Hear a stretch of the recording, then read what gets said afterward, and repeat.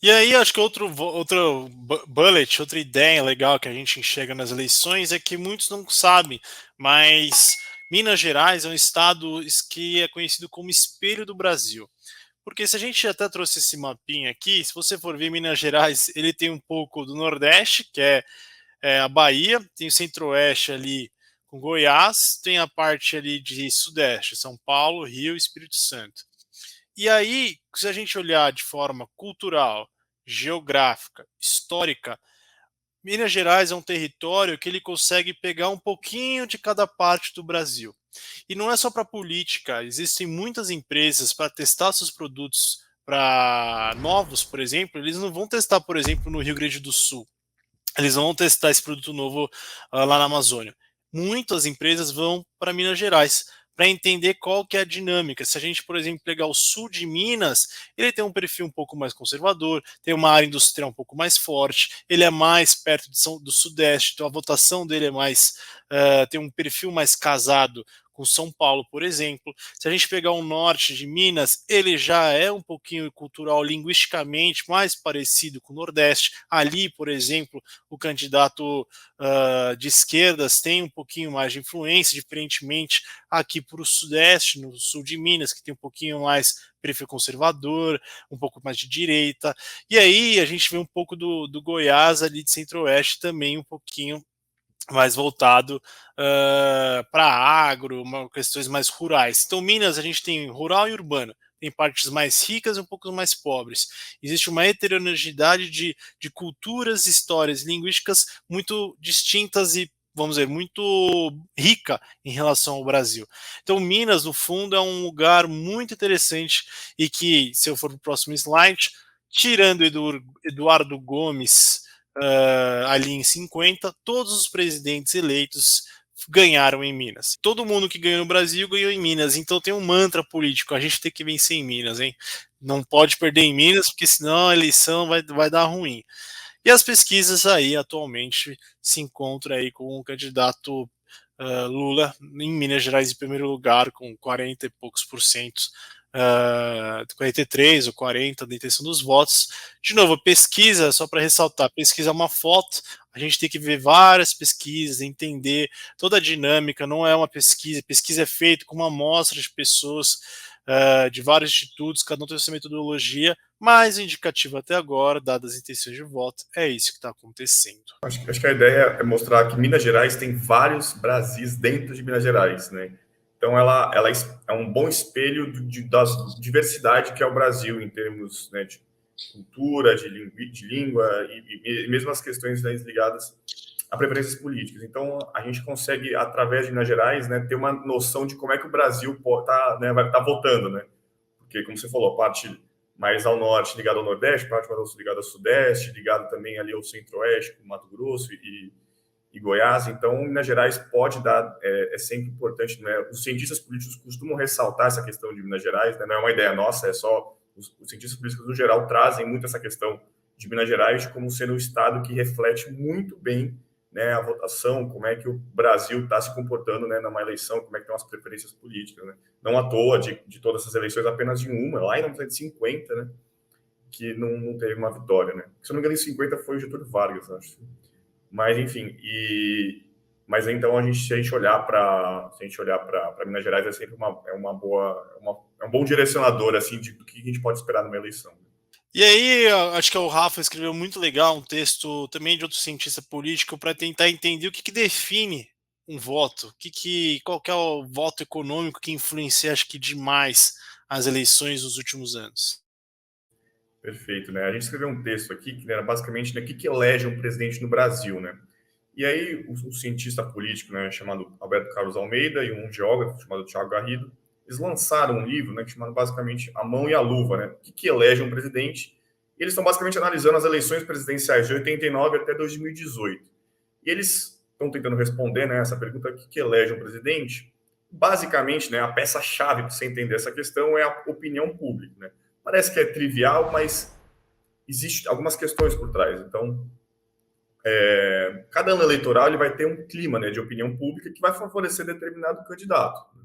Então, por exemplo, se você tem contextos de queda na inflação, aumento do consumo, aumento na renda, economia está, né, crescendo, isso aí costuma beneficiar a candidatura de quem está no governo. Então, quando a gente olha para algumas eleições, por exemplo, 94, 98, 2006, 2010, elas foram muito reflexo disso, né? Então, as condições econômicas, como elas eram mais favoráveis, isso beneficiava os candidatos que estavam no governo. E aí, quando você olha, por exemplo, o cenário marcado por crise econômica, você tem alta no desemprego, alta na inflação, isso acaba favorecendo o quê? Uma vitória da oposição, por exemplo, como foi em 2002, tá?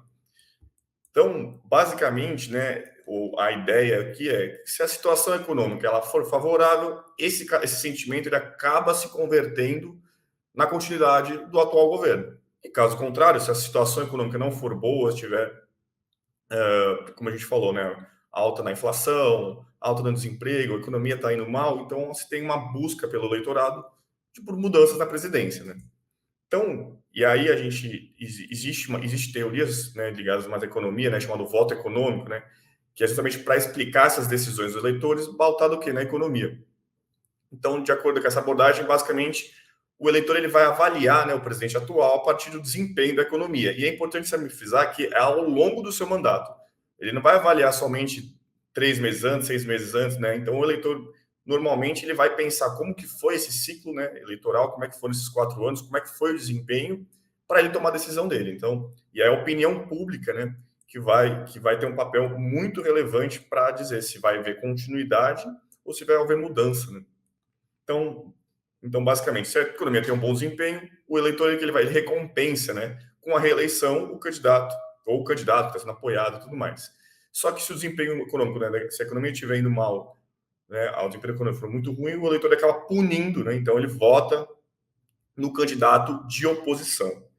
E aí nessa teoria, né, chamada voto econômico, você tem aí basicamente dois indicadores que a gente pode olhar, né, pode analisar, para ver, né, as possibilidades de um candidato nas eleições. Então, a gente tem aí taxa de inflação e taxa de desemprego. E por que a gente escolheu esses dois? Né? Porque eles são, né, os elementos que mais estão presentes ali no dia a dia das pessoas. Né? Então, eles refletem muito o cotidiano da população. Né? A inflação, quando você vai no mercado, o dia a dia, né, quando você está comprando coisas, se os preços estão aumentando, todo mundo percebe isso, né?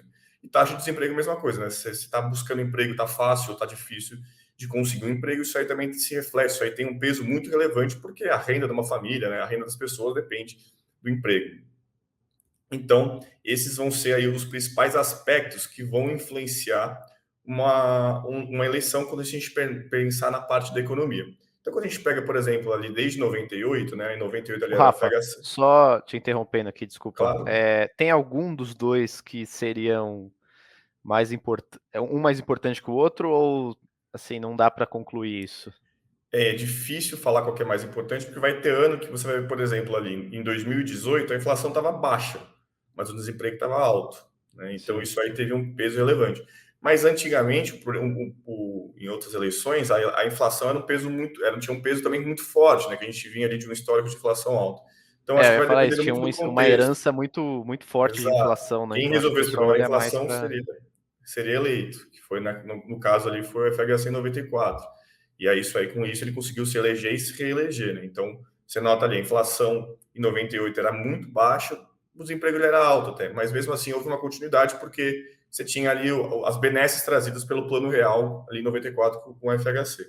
Já em 2020, 2002, que foi quando foi o primeiro Lula 1, você tinha ali um contexto de inflação alta e desemprego alto, e aí a opinião pública optou por mudança, sempre lembrando que a gente está se pautando pela a opinião pública, né, o que ela queria no momento, né. Então, 2006, você tinha ali uma continuidade, 2010, 2014, por conta aí de fatores da economia ligados, né, uma queda na inflação, um desemprego caindo, isso aí motivou, né, facilitou muito a continuidade desses governos, mas em 2018, e aí sempre importante, só fazer um parênteses, não necessariamente a economia é o único fator que vai estar presente, mas ele é um fator muito relevante. Então, por exemplo, em 2018, outras questões ligadas à corrupção, mudança, enfim, outras mudanças eram pleiteadas, eram demandadas pelo eleitor e tiveram um peso muito grande na eleição, né? E, por exemplo, você olha com o desemprego estava alto, a inflação estava caindo, né? Estava mais baixa, mas o desemprego era alto, a questão da corrupção também teve um peso muito relevante, então optou-se por mudança. E aí para E nesse 2022, número também aí que que está no ano, né? Ele é do ano fechado, ele não é a média dos quatro anos de mandato, Não, certo? como é que estava a inflação e o desemprego no ano, aquele ano, né? No ano, no ano Exatamente. da posse ali. Da posse não, no último Isso. ano antes No da último posse. ano, exatamente. Boa. No ano que ocorreu a eleição, né?